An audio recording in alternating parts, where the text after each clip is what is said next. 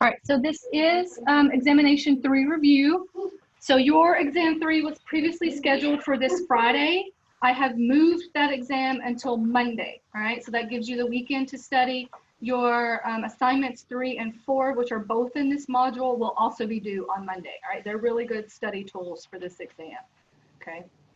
And I'll send out an email as a reminder, and I will also update the due dates in the course as well. All right, so what you can expect on the exam, it's going to be 62 questions, and it's worth 84 points. So some of those questions will be multiple choice, matching, and true and false. At the end of this module, in your lecture manual, there is an outline. It's a review outline. It's very detailed, and it provides a very good study guide. So my suggestion is to use that as you're studying, all right? Also review the antibody chart. Remember, in BloodBank, we keep building, all right? So you could still have some ABO discrepancies on this exam. You will have 2 panels for antibody identification on this exam. So don't forget to print your charts before you access the exam, all right? Don't forget your antibody characteristics, your IAT interpretations. So I don't want to say it's comprehensive, but it's building on what we've already covered. So there will be some material that we've already covered, okay? Some new material. Make sure you review your donor deferment. So if they've had a recent piercing or tattoo, they are deferred 12 months from the date of that tattoo or piercing, right? And that's just for the risk of exposure to infectious disease, right? So make sure you're familiar with those deferments. Yes, ma'am. Know specific medications? You guys do not have to know specific medications. It does not get that detailed. The only thing you do need to know, aspirin. So if your donor has taken aspirin within the past 2 days, you cannot use them for platelets because aspirin will deactivate your platelets. All right? No. You might review some of the acceptable medications like blood pressure medication, oral contraceptives. Remember, if your patient's on antibiotics, that indicates that they have had a recent infection. They should temporarily be deferred until they finish those antibiotics. All right, it's not the medication itself that's an issue. It just indicates that they have had an infection. So.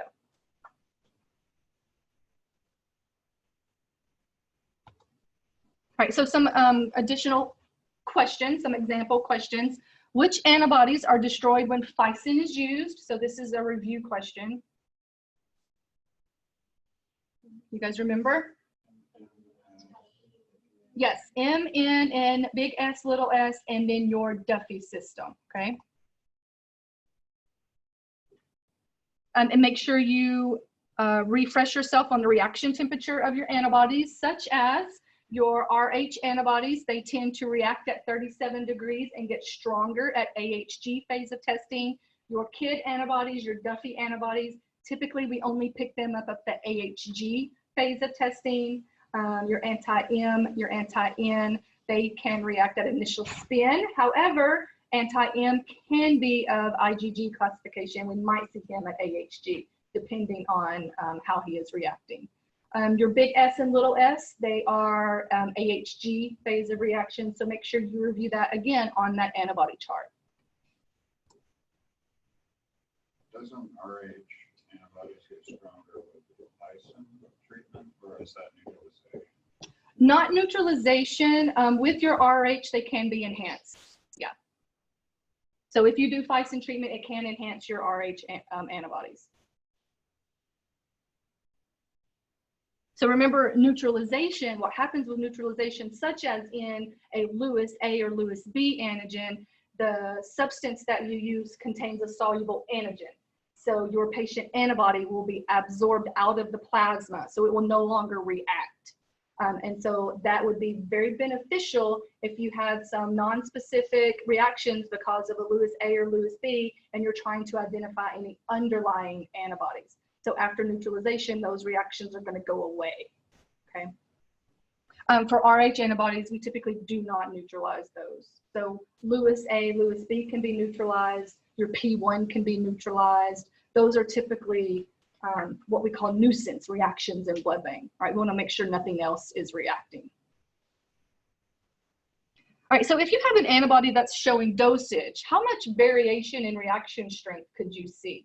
Like a 1+ difference, a 2+ difference, or a 3+? 2+, all right? So it's actually a 2+ variation that you could see. So typically, if you have an antibody that's reacting at 1+ and you might suspect dosage, but then you have another reaction at 4+, dosage is usually not going to cause that big of a variation in your reactions, right? That might indicate multiple antibodies present, all right?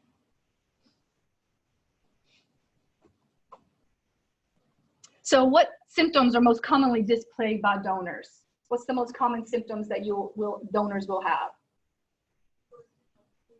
Hematomas, all right? Also the vasovagal, all right? So the lightheadedness, the dizziness, sometimes even fainting, right? But typically just the vasovagal reactions.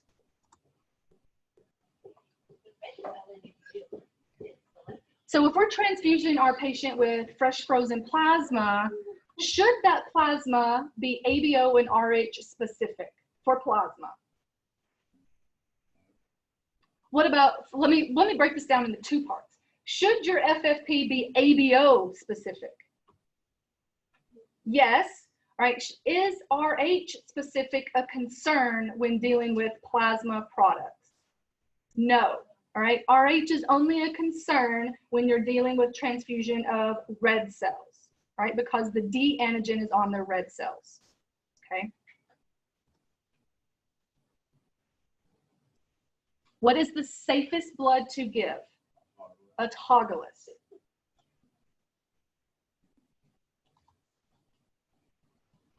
Right, so we spent some time talking about massive transfusions. What laboratory testing is very important in monitoring massive transfusion? You guys remember the concern with massive transfusion? Usually your patient has lost a lot of volume, and then they are rapidly being transfused over a short period of time.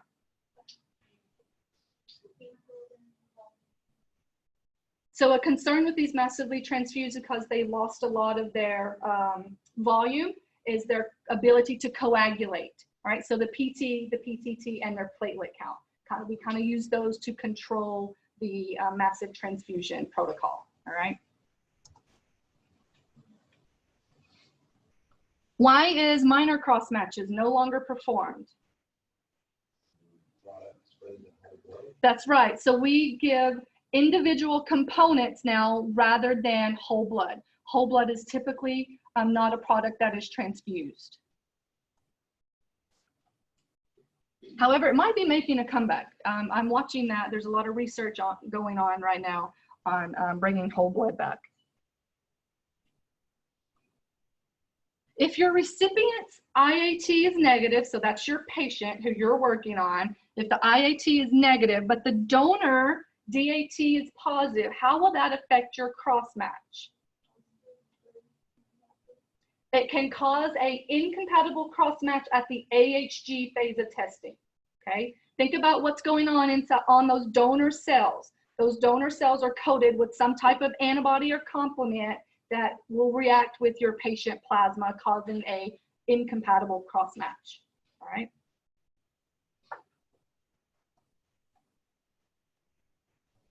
It will cause an incompatible cross-match at the AHG phase of testing, right? If you were to if your donor unit has a positive DAT and you just did initial spin cross-match, it's not going to affect your initial spin, all right?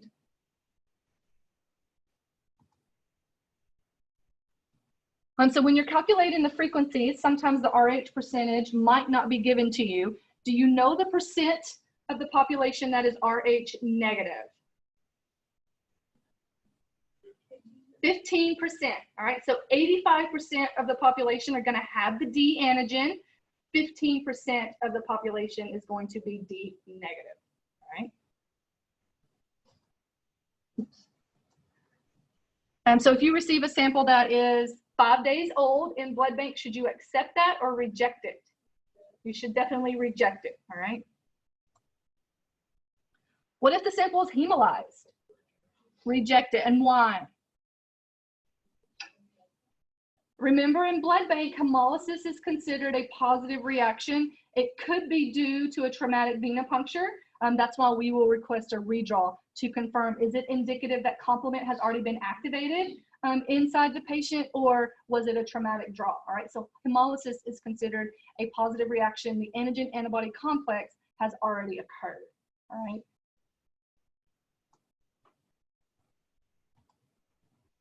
What's the purpose of the elution? When would you do the elution? When you have a positive DAT on your patient. All right, so what that means is if you have a positive DAT, something is coating patient cells. All right, if it's an antibody and we perform an elution, and that could be a heat treated, where the cells are heated to life, and then that antibody is remained in the supernatant, we can identify that antibody. It could be an acid, where the pH is lowered and that antibody dissociates, and then we can identify that antibody. All right, so the elution is to dissociate the antibody from the cells, and then we can identify what is coating those cells. All right. For panels, you will have 2 panels. Again, make sure you print out those charts before you access the exam. And then a good rule of thumb when you are doing antibody identification, make sure your pattern of reactivity matches. All right, so if you identify anti-kel, make sure that every cell, every panel cell that is kel positive, you have a reaction in your patient plasma. And if you have any additional reactions in your patient plasma, that indicates there is another antibody present, okay? So don't overlook the possibility of multiple antibodies, all right? And then how can dosage be determined on the panel? Heterozygous and homozygous, and we will see that in variation of our reaction strengths, all right? So if you have a Duffy A heterozygous cell, it might only be reacting a 1+, but a Duffy A homozygous cell might be reacting a 2+ or a 3+, all right? So your homozygous cells have more antigen sites, more opportunity for binding, so our agglutination will be stronger, okay? And which antibodies are naturally occurring? So those are all what type of classification? IgM, and that considers our ABO antibodies as well, all right? So our ABO antibodies are naturally occurring as well. Those are room temp reacting, yes. Or cold. So they react at room temperature and they get enhanced if you were to put them at 4 degrees.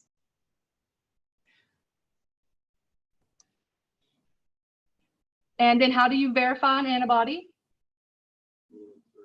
The rule of 3. So if you have a positive IAT, what's your next step?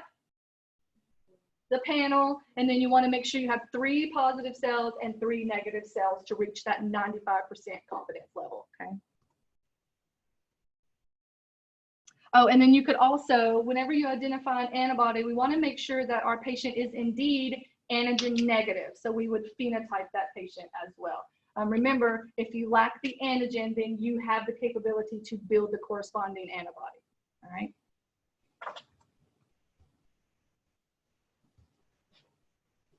And just so you guys understand what phenotyping is, or antigen typing, those terms are used interchangeable. You're taking your cells, whether you're testing a donor unit or you're testing your patient, and you are mixing it with specific antisera. So if you're looking for the E antigen, you're using anti-E. If you're looking for the Duffy A, then there is specific anti-Duffy A antisera, okay? That is phenotyping. And all of your antisera will have a package insert with specific information.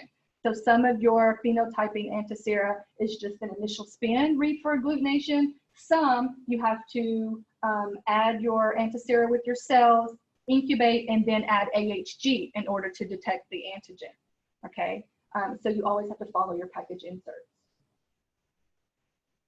If you're phenotyping and you have agglutination, that means the antigen is present, okay?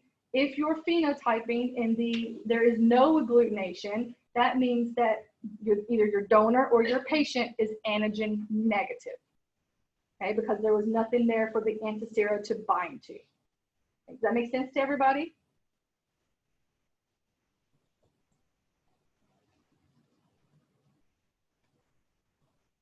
A good rule of thumb, if you're doing antibody identification, maybe you have multiple antibodies present, kind of difficult to identify any underlying antibodies. If you have your patient phenotype, you can look and see what they're positive or negative for. So if you think you might have, let's say, anti-E, but your patient is big E positive, well then obviously they can't build anti-big E. All right, so you can look at phenotype to kind of rule in or rule out a possible antibody, okay? That all goes back to Landsteiner's rule, okay? If you lack the antigen, then you can build the antibody. If you have the antigen, unless it's an autoantibody, you're not going to build the antibody, okay?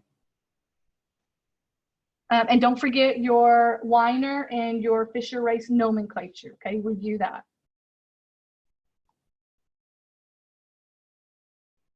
So if you're working up a patient and you're doing your cross matches, what type of blood should be given to the recipient? Not really like ABO, this question's not really referring to a specific type of ABO, but there's a terminology that we use in blood bank if we're cross matching. Antigen negative and cross match compatible, right? So if your patient has an antibody, it must be antigen negative, cross match compatible. Okay.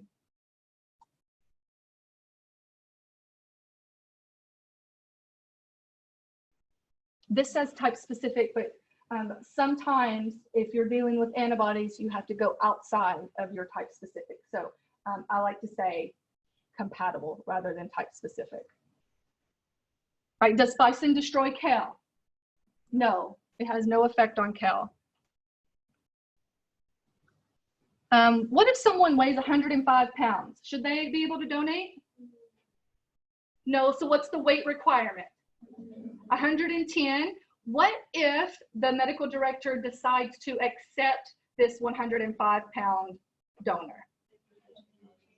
They have to change the amount of anticoagulant, all right? Most facilities are not going to accept a 105-pound donor. They're going to defer them, okay? But in the event they are doing an autologous donation, or maybe they have a family member that's donating and they have medical director approval, then we could decrease the amount of anticoagulant and decrease the amount of blood taken from them, okay? What about you have a pregnant female who delivered 4 weeks ago? Should she donate today? No, remember it's 6 weeks post-delivery, all right? Does fresh frozen plasma contain platelets? No. Remember FFP, that's fresh frozen plasma, so it's frozen within 8 hours of phlebotomy, so it contains all of the coagulation factors.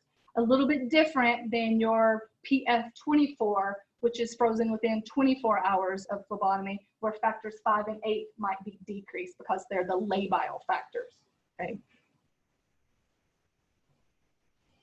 And then how many platelets does 1 unit of platelet concentrate contain? If you guys remember that, it should contain 5.5 times 10 to the 10th, all right? And so that's per unit. So make sure you pay attention to how your scientific notation is written, right? 55 times 10 to the 9th or 5.5 times 10 to the 10th, okay?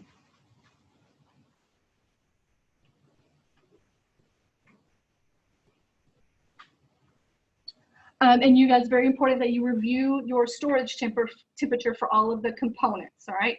So fresh frozen plasma, if it remained frozen, what temperature is it stored at? Minus 65 to minus 70 degrees for how long? 7 years, okay. What if it's only stored at minus 18 to 20 degrees? 1 year, all right. And then when you thaw it out, how long is it good for? 24 hours, okay. But however, remember AABB says that you can change that fresh frozen plasma just until thawed plasma, and then it's good for 5 days from thawing, okay? However, that is not a FDA licensed product, right? You guys remember talking about that? What about frozen red cells? How long are they good for?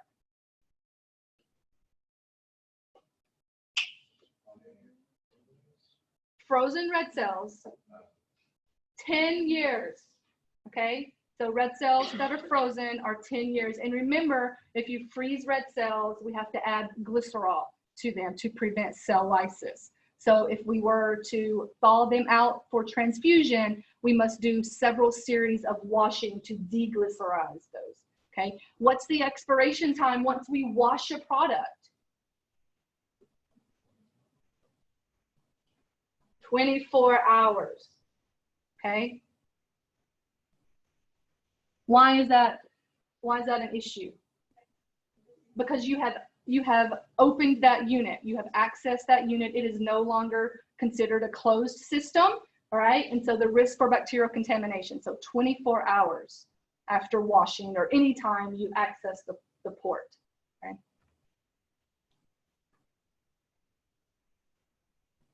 Does the expiration date change if you leukodeplete?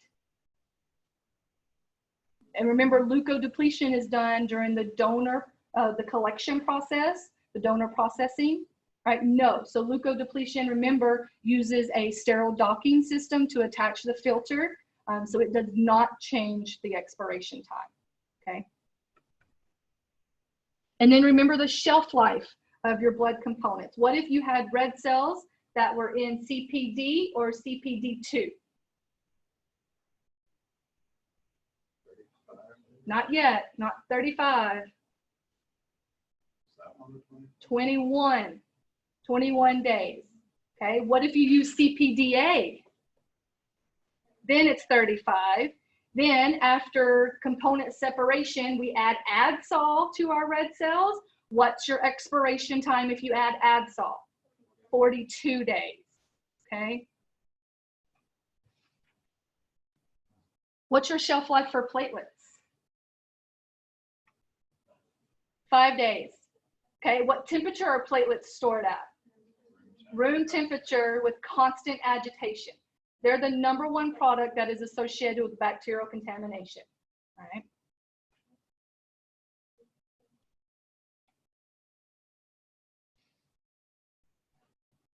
What temperature is your cryoprecipitate stored at?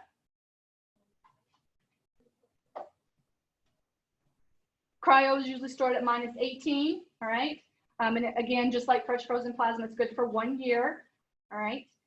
What is the expiration time of cryo after thawing and pooling together? Not 24 hours. 4 hours, because once you thaw it and pull it, it does not go back in the refrigerator. It is kept at room temperature. That is why it only has a 4-hour expiration time, okay? So usually when you pull cryo, you have an order and you have the ready to transfuse. So that means your patient's ready. As soon as it's ready, you're gonna issue it. They know that they have a 4-hour time limit, okay? Really glad you pushed this house to Monday now. So we talked about FFP, platelets, cryo, frozen red cells, washed red cells. I think that covers all the bases. All right, and then what causes cell lysis? What will cause hemolysis? Complement. So should a patient who had a previous antibody that is now negative for that antibody, so they have a previous history of a positive IAT, an antibody was identified, but the current sample you're working on is the IAT is negative. Should we still honor that previous antibody by giving antigen negative blood? Yes, we will always honor any previously identified antibody, okay? We must give them antigen negative blood. Will the major cross match verify your ABO compatibility? Yes, it will. So remember, if you have an O patient and you choose an A donor, you're going to have a 4+ reaction at initial span. all right, you're going to know right away. Okay, so that's another purpose of the initial span cross match. When should we give leukoreduced products? You guys remember we talked about leukoreduction? What does that do?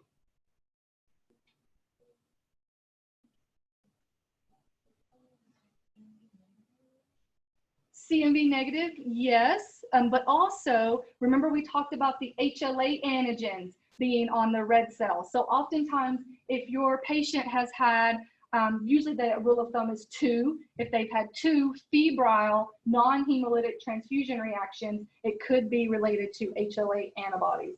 And so in that instance, we would want to leukoreduce, okay?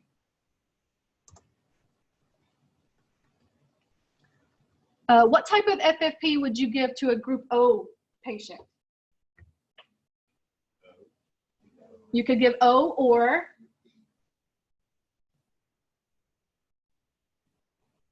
could you give AB? AB is your universal donor for FFP, right? So you could give O or AB. Do you need to give them Rh negative FFP? No, it does not matter.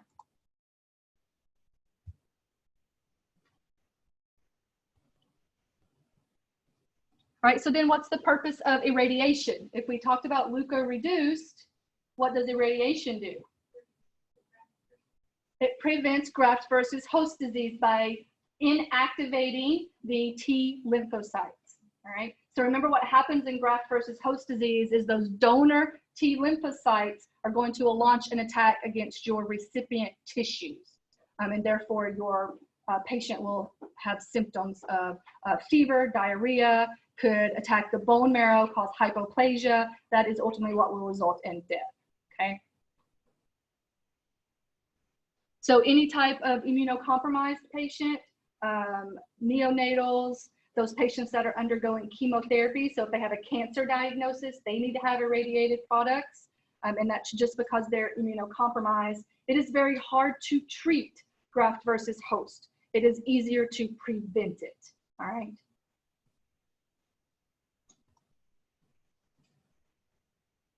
And remember, so we talked about immunocompromised, we talked about those patients on chemotherapy. If you are receiving a unit from a first-degree relative, that unit must also be irradiated, all right? And that's just due to the similarity in your HLA haplotypes. In a normal situation, your body is going to recognize those T lymphocytes as foreign and destroy them. Therefore, you typically won't have graft versus host. But if you have a very similar HLA type, your body will not recognize those T lymphocytes as foreign. Therefore, your T lymphocytes can launch the attack against your tissue antigens, okay? That's the principle behind graft versus host, and that's why first-degree relatives have to be irradiated, okay?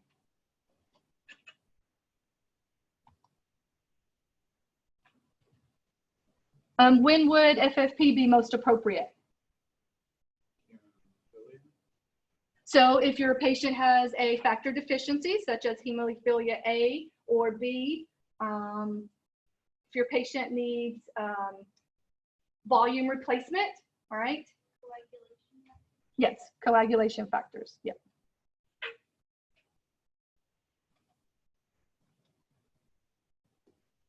What's the best component to give if your patient has iron deficiency anemia? Could give impact red cells. However, a better treatment than packed red cells might be iron, all right? So remember, the #1 reason for transfusion of packed red cells is oxygen carrying capability, all right? So if your patient is having iron deficiency anemia, while a transfusion might help them, giving them iron would be a more appropriate therapy, all right? But if you're asking which component, it is red cells.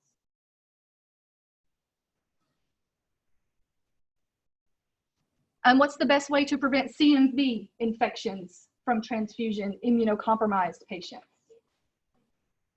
CMV negative, but which is being replaced by leukodepletion.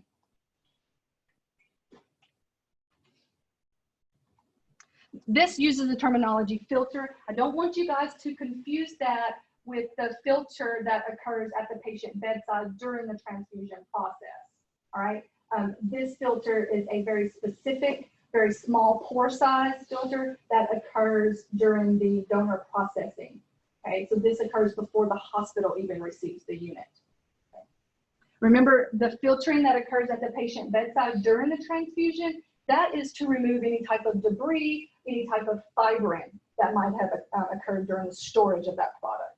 Okay, leukodepletion would be the best to prevent CMV.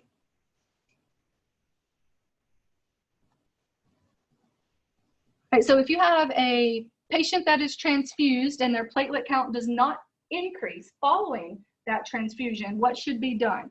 What's some considerations there? What's the terminology for that? Anybody know? Refractory. You guys remember that? All right, so if they receive platelets and their platelet count doesn't increase, that's considered refractory. What would be some reasons for that? A platelet antibody. All right, so what would we need to do in those instances? Single donor, all right, so collected from apheresis, potentially maybe even HLA matched or cross matched platelets, okay?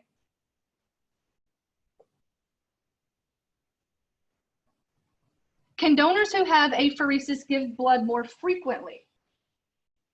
Let me ask you guys this, how often can you donate blood? Every 8 weeks. All right, so if you are given, and this question should be more specific, if you are doing platelet pheresis, right, so that means you are only donating your platelets. Red cells and plasma are being returned back to you. You can donate platelets every 48 hours, okay? If you are doing plasma pheresis, you can donate plasma every 4 weeks. Right? If you are doing red cell pheresis and they take a double unit, right? If your hematocrit is high enough, they can take a double unit of red cells from you, that you donate every 16 weeks, all right? So apheresis has some different expiration or donation times, okay? So typically, plasma and platelet, they can donate more frequently.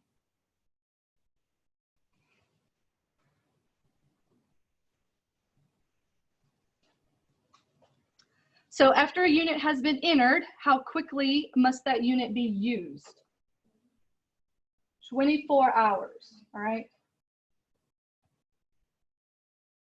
So this question, there's 2 different ways you could interpret that. If it's at the patient bedside, then they have 4 hours to transfuse it. Let's say you're in the blood bank and you enter a unit, maybe to wash it or whatever, that would be 24 hours, okay? So you kind of have to think there's 2 different ways you could interpret that question.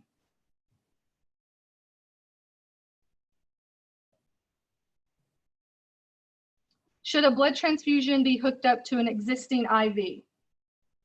What if they're running other liquids through that IV? So I don't really like this question because you don't want to run your blood with any other product except for normal saline. So if you have another liquid that's being run, you don't want to attach a blood unit to it. You would want to do a different IV. But if you have an open IV, you can use that one, all right? Make sure you only use saline during the transfusion process, okay, that 0.9%. We talked about the sickle cell population of patients and thalassemia patients. Do you remember what type of cells are now being harvested to give to those thalassemia patients to reduce the number of transfusions?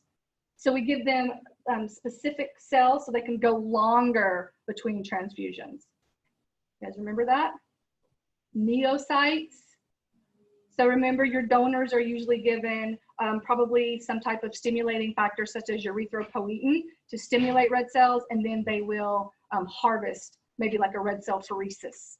And then that would be used for these thalassemia patients because the neocytes have a longer lifespan, so they can remain in circulation longer. Therefore, patients can go longer before receiving another transfusion. Okay.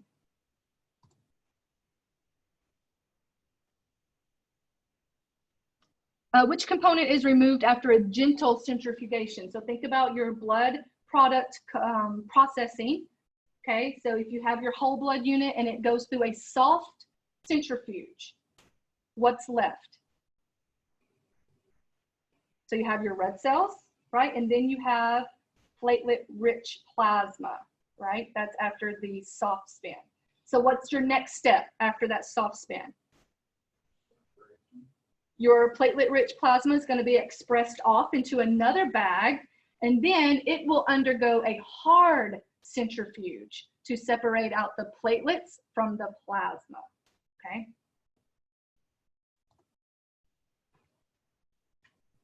PRP is platelet-rich plasma. All right, what type of blood should you choose for a 25-year-old female who is B negative and you have no B units on your shelf? O negative. What's the concern with this patient? She's a female within childbearing age and she's Rh negative. We do not want to expose her to Rh positive blood. All right, so we would definitely rather give her O negative, even though it's not type specific.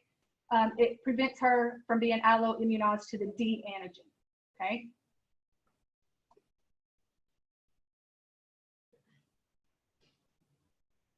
Would a patient who is refractory to random platelets, so we had a little question about that already, so they receiving platelets, their platelet count is not going up, right? That makes them refractory. Do they benefit from irradiated product? Think about what irradiation does. That's graft versus host. All right, so no, irradiated products is not warranted in this. Remember, refractory from platelets usually involves a platelet antibody or HLA. So leukoreduced is more appropriate here, okay?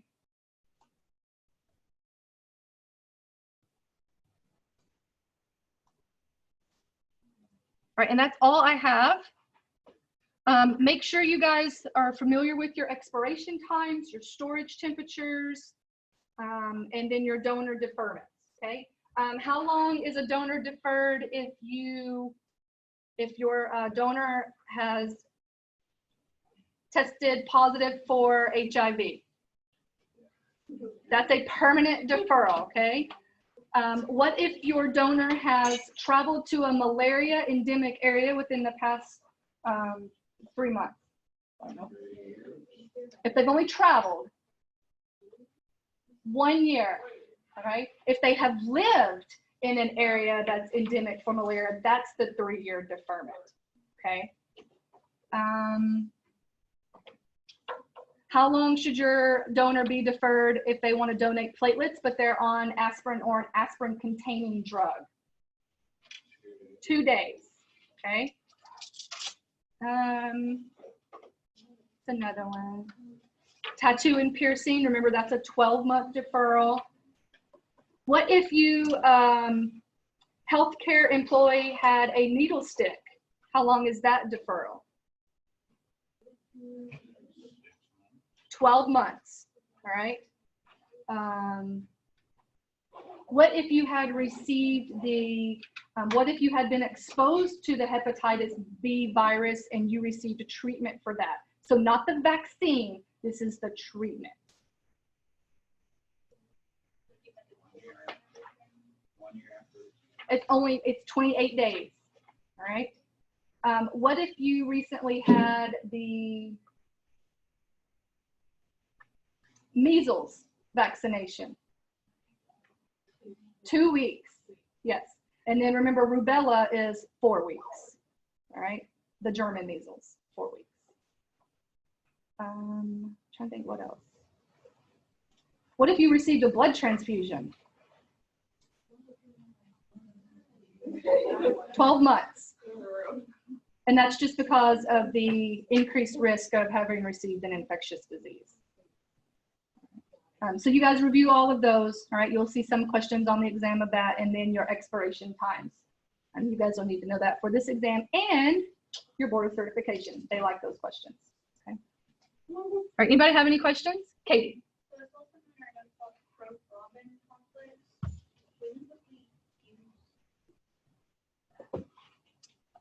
So the prothrombin complex, you could use that if you're, that might be a really good idea if you're, for heparin-induced thrombocytopenia.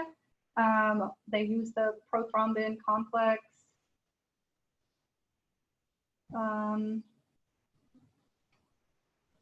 Some bleeding disorders might use that because it kind of bypasses your cascade and goes right to the formation of thrombin.